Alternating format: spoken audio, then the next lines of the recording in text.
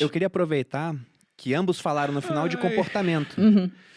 Porque o exame é uma foto de um filme, né? Não é a melhor coisa para ser avaliada. Passado, né? E do passado, De um ainda de um dia passado. específico, sujeito a uma série de alterações. Fato. O que, então, pensando ainda em saúde, seriam comportamentos adequados para que a pessoa possa manter uma boa saúde? Ou se ela está sem saúde, gente, começar a conquistar uma saúde? Enem. Ele programou uma pergunta de prova aqui. Você quer começar? É quase a Quer que eu redação comece? do Enem. Tem uma coisa que eu lembrei, que eu acho muito importante, né? Quando a gente fala de como, o quanto comer. Porque a primeira coisa que você me respondeu quando eu falei do bolo depende de quanto ela vai comer, né? Uma das características do blusão que eu lembrei naquela hora mesmo, não estava zoando, Comer que pouco. comer até 85% cheio. Né? É bem específico. Então, manter aí 85% do estômago cheio após uma refeição e parar antes disso, né? Como que... Como um comportamento. a gente Você sabe parar disso? na satisfação e não no estufamento. Né? E é difícil a gente saber disso hoje em dia por algumas razões, né? Primeiro porque os alimentos que a gente tem muito hoje à disposição são alimentos que não só enchem o estômago, na maioria das vezes eles nem enchem, né? Eles são tão processados, tão refinados, que aquilo vai muito rápido, desce muito rápido, é digerido muito rápido, demora muito mais para você encher e você já encheu ali a sua densidade energética daquele dia. Mas procurar alimentos que tenham, né, fibras e que possam promover proteína, que possam promover essa saciedade de uma forma natural. Normalmente os alimentos em natura promovem. Eu ia falar, o que eu gosto é comida de verdade. Comida de verdade. Se você se alimenta basicamente de alimentos não processados, você Exato. tem uma chance maior do seu corpo entender quais são as suas necessidades, o quanto de fato você precisa comer, Exato. quando de fato você precisa parar de comer. Exato. E aí que entra uma outra questão. Você ter essa sensação de, poxa, eu acho que revisitar, né? Já estou satisfeito, não preciso continuar comendo, embora esteja gostoso, nunca vai estar tão gostoso ao ponto de um leite condensado com achocolatado, né? Então, Ele foi feito para ser comido para sempre. Isso era um slogan, né? É impossível comer um só. Então, dessa forma, você tem uma resposta de saciedade, né, muito mais intensa, desde que você não viva também desligando o seu sinal de fome, né, que é essa questão da restrição cognitiva. Se você conseguir ouvir seu sinal de fome e se alimentar quando com fome, é uma resposta do seu corpo, é um sinal do seu corpo inteligente. Você está em déficit calórico, você está com fome, né? Portanto, você precisa se alimentar para continuar atividades. Coma até a sua saciedade, não até seu estufamento. E quando sentir fome, coma de novo. Escolha bons alimentos. E a maioria das pessoas que são eutróficas, elas nunca fizeram dieta. O que seria eutrófica? Com peso adequado, Sim. né? A maioria das pessoas que estão acima do peso ou em obesidade, elas já fizeram dieta uma vida inteira e elas fazem restrição cognitiva uma vida inteira. E cada dieta que elas fizeram, elas engordaram mais um pouquinho depois, né? Então, isso para mim é uma questão muito importante. A gente voltar a ouvir sinais que eram naturais no corpo, né? Nós nascemos dessa forma. Um bebê solta o peito da mãe quando ele está satisfeito. Ninguém fala agora, acabou, querido, o jantar só depois. Ele solta, né? E a gente vai desestabilizando todos esses sinais ao longo da vida, né? Por vários comportamentos. Até as mães, os pais, e não quero que ninguém se sinta culpado aqui, mas é como vivemos, né?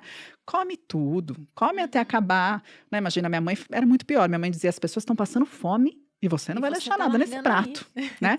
E às vezes eu tava aqui. Acho que toda mãe se identificou com Exato, isso, né? uma das coisas morrendo de fome na África, imagina. E você tá deixando aí o bolo Claro no que prato. se você comer, a pessoa vai seguir morrendo. Exatamente, dizer, né? mas né, são coisas, ou ainda agradar com comida. Comida é um carinho, né? Sim. Então, o quanto você vai linkar esse alimento e educar essa criança assim, olha, você tá triste, a mamãe trouxe um bolo, a mamãe te trouxe um chocolate, né? Então, eu você reconheço ensina. isso na minha avó. Minha avó devia criar gado.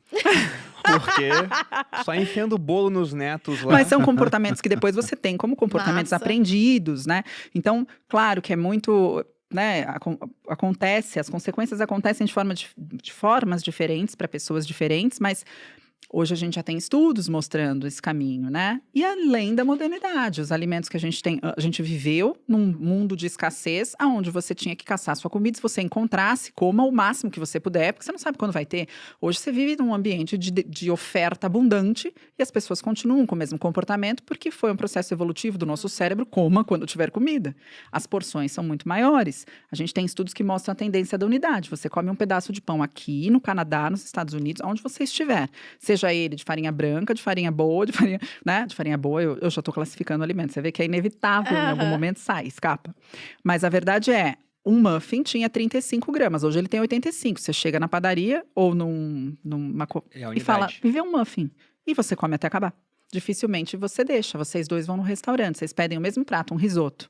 Vocês terminam o prato. O estômago de vocês é completamente diferente, a demanda energética é completamente diferente. Eu já aprendi eu também já aprendi essa. Mas é a normalidade, você vê todo mundo terminar o prato, né? Então, algumas coisas, alguns sinais que nos protegiam naturalmente, hoje não nos protegem naturalmente, porque nós modificamos muito a forma, o local onde esses sinais acontecem. Nós vivemos em um local onde os sinais ali são completamente opostos da promoção de saúde, né? E eu não acredito que isso vá mudar. Então, a gente tem que mudar a forma como a gente se comporta realmente perante esse novo cenário. Provavelmente isso vai piorar. Exato. Pensando que agora a realidade virtual, metaverso, Exato, todo mundo etc. sentado. E é o que a Malu falou. A gente não tem mais uma vida ativa, mas a gente tem como simular. Agora, quando as pessoas falam que é um absurdo, olha, eu pratico exercício todo dia, ai, só pensa nisso, que fútil. Eu ouvi isso já. Isso é um absurdo também. A pessoa praticar todo dia atividade física. Porque ela sabe que isso faz bem para a saúde. E porque o restante do dia, imagina, 168 horas na semana, ela pratica 7 horas de atividade física, ela é fútil. Mas a gente também tem esse oposto extremo. E é o extremo que é o problema. Não é o meio, é o extremo. Eu gosto muito de falar, toda vez que o povo pergunta, né? Ah, você não descansa nenhum dia de treino? Eventualmente, eu acabo descansando. Tem um dia que eu não consigo, quando estou cansada. né? Não, mas no geral, eu faço um treino de superiores num dia, aí no outro dia eu faço inferiores de um lado, depois divide, né? Então, no final das contas, eu tô sempre descansando alguma parte do meu corpo. E eu não treino igual um atleta. Eu treino fraco, eu não treino. Tudo bem, eu treino forte. Eu tô vendo. Mas eu treino fraco. Nem ela acreditou quando ela foi falar o fraco. Eu treino bem, porque comparado à maioria das pessoas. Como é que é o seu treino, Muzi? Imagina o seu treino. Você não pode imaginar. Dificulta um pouco, é o meu. Entendeu? Mas eu claro, faço igual. Eu tô vendo pelo tamanho. Pois é. Mas, de fato, eu não treino todo dia, né? Eventualmente eu descanso, mas pro que a gente foi projetado a fazer, é pouco, eu faço muito pouco. É pouco. Eu passo boa parte do meu dia sentado.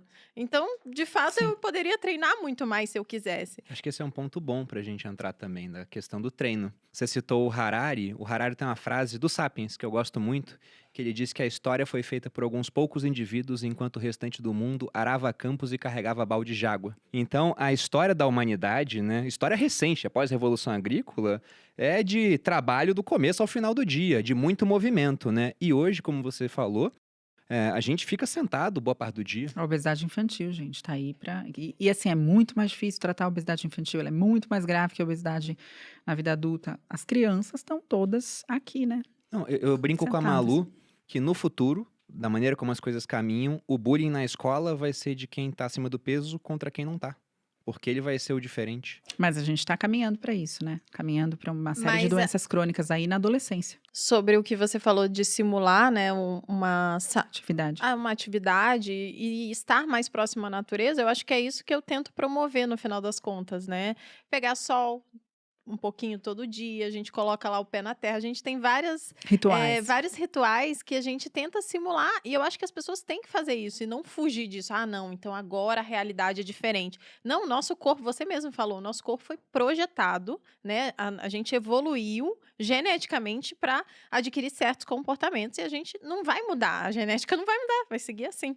Então, várias coisas a gente vai ter que ajustar para conseguir evoluir, né, nessa parte de tecnologia, continuar lidando com isso e, ao mesmo tempo, seguir com saúde. Senão, é o que você falou, as crianças já estão todas doentes. É triste, assim, eu tenho recebido no consultório adolescentes, pré-adolescentes com esteatose hepática não alcoólica. E, cara, isso não é uma doença... pré-adolescente? Pré-adolescente seria aí na faixa, as meninas, por exemplo, até os 12 anos, né? 12. Então, Com dos 9 anos, eu tenho recebido no consultório crianças de 9 anos com esteatose não alcoólica, menarca precoce, induzida por excesso de açúcares, por excesso de alimentos que trazem a insulina, né? Sempre muito para cima, glicemia muito para cima. Menstruação. Desculpa, ainda bem que ela vai me... Desculpa, não vou falar nada técnico agora. Mas é essa questão, assim, é muito preocupante. A gente não pode olhar para o que tem acontecido com a saúde e falar, tá tudo bem. Não tá tudo bem. A gente precisa fazer alguma coisa. Eu só não acho que é a dieta restritiva ou faça isso, faça aquilo, tenha foco, que vai resolver. A gente precisa de uma política pública melhor, a gente precisa de mudanças grandes, a gente não pode ter mais Coca-Cola, não posso falar palavras de marcas, mas a gente não pode mais ter, posso, né? A Coca patrocina a gente. Mas não me patrocina, eu vou falar refrigerantes açucarados. A gente não pode ter refrigerantes açucarados, né, dentro de cantina de escola, para uma criança de 6 anos falar, eu quero um refrigerante com cheeseburger na hora do recreio, né? E é o que a gente tem, a gente não pode mais ter pacote de salgadinho. Por que uma criança não chega numa cantina e fala, eu quero uma maçã e alguma coisa assim, ou uma banana e castanhas? Não tem, né? Não tem. E enquanto a gente não fizer isso, que é o mundo, porque você cria direitinho, aí você põe essa criança na escola, ela vai andar com a galera e ela vai nos restaurantes. O que serve no restaurante? Quer double? Quer refil? Tá tudo maior, tá tudo... Então, a gente está criando um ambiente onde não existe promoção de saúde de forma geral. Aí você pega uma criança sem inteligência emocional e fala, vai escolher bonitinha, faça boas escolhas. Ela fala, o que eu quero é uma boa escolha. Tem aquele documentário velho já, Super Size Me, que era de um cara que chegava no McDonald's sempre e se alguém oferecesse, ele comprava uma oferta e por $1 você podia pegar uma oferta maior. E ele não pedia, mas sempre que oferecia ele era obrigado a aceitar. E mostrava o que acontecia depois de consumir tantos dias lá. Era bem interessante. Teve esteatose, inclusive, em poucos dias. Quase que ele ficou com esteatose. Grau 1, no caso. E vimos a importância da alimentação. Ninguém discute. E exercício? É subestimado ou não? Porque tem muita gente que fala, a alimentação é mais importante numa dieta. O exercício tem um papel fundamental? Qual a opinião? Desculpa, deixa eu te falar uma coisa antes. Eu acho que tem algumas coisas que você não entendeu. Então, isso eu vou falar publicamente. Você errou tudo que você disse. Não errou nada. Você falou assim, eu vou deixar você falar um pouco. Deixa eu te explicar uma coisa. Em primeiro lugar, você vai discordar dela? Porque a gente tem uma frase quando discorda da pessoa aqui. Não vai, ele vai elogiar ela, vai elogiar? percebi. Não, eu vou contar uma coisa pra ela, porque ela falou assim pra mim. Ela falou, eu vou deixar você falar um pouco. Eu não casei com você porque você é bonita, apesar de ser maravilhosa. Também não casei porque você é inteligente. Casei com você porque você brilha. Ai, meu Deus. E quando você brilha, esse brilho bate em mim. Se eu pudesse me ver no espelho, eu ia me ver um homem muito melhor do que eu sou. Então eu gosto muito de te ouvir falar. E pra mim é uma satisfação te ver. Satisfação foi a primeira palavra que ele disse quando ele me conheceu. É verdade. É uma satisfação pra mim também, meu amor. Mas eu gosto de te ouvir falar também. Fala sobre exercício que você fala muito melhor do que eu. Eu faço, mas talvez falar... Olha só, eu enxergo as coisas, Bruno, meio como se fosse um algoritmo. Eu acho que tem duas coisas importantes. Primeiro, quem é o indivíduo. E segundo, qual é a ação.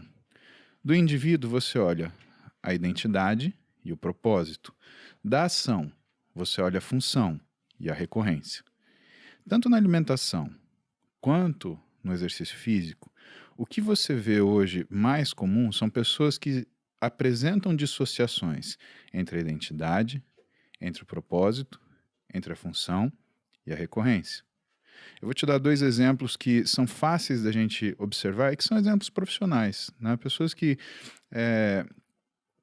elas são até, de certa forma, dicotômicas à medida que elas têm estruturas de vida completamente diferentes. Vou te falar da Gabi Garcia, que é uma tremenda lutadora, né? E que ela só não ganhou porque ela não competiu, né?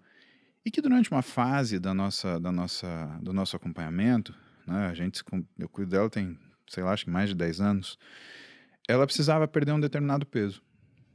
Porque o esporte exigia, porque a situação exigia. E ela sempre sentava comigo e brigava e falava assim, não, porque eu tô fazendo a dieta. Eu falei, Gabriele, você não tá fazendo a dieta, é óbvio que você não tá fazendo a dieta. Né? Aí um dia ela falou assim pra mim, porque eu não aguento. Eu chego domingo, eu quero fazer 1 quilo de macarrão e comer 1 quilo de macarrão. Eu falei assim, então vai chegar o dia, nesse domingo, que você vai sentar, assistir a TV, vendo uma menina que você podia vencer ela facilmente, mas você preferiu ficar comendo 1 quilo de macarrão. Porque é isso você agora. Esse é o teu propósito? A conversa foi muito mais longa, mas existem trechos que são particulares. Ela gravou essa conversa e ela fala para mim, Paulo, até hoje, às vezes eu pego essa conversa e eu escuto o que você me falou. De outro lado, tem um casal que eu cuido, que é o André e a Karina. A Karina, ela compete fitness. E ultimamente ela ganhou tudo. Todos. Que foi, né? Todos. Tudo ela é que incrível, foi. ela é linda. E é uma pessoa, assim, no sentido de linda, de ser uma pessoa educada, Exato. de ser Ela uma é pessoa linda inteligente. inteira. E ela é extremamente capaz. E o André é um cara sensacional, mas ele não tá nem aí pro fitness. A Karina, ela simplesmente, ela dá o naço do sapato do André pra daí treinar, né? Ela faz de tudo. E assim, ela já ganhou tudo que ela tinha que ganhar. Mas ela convive com o André.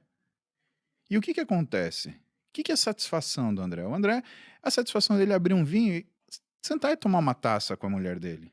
E eu me coloco no lugar do André e da Karina à medida que eu tenho um propósito físico, mas eu não abdico de tomar uma taça de vinho com a minha mulher.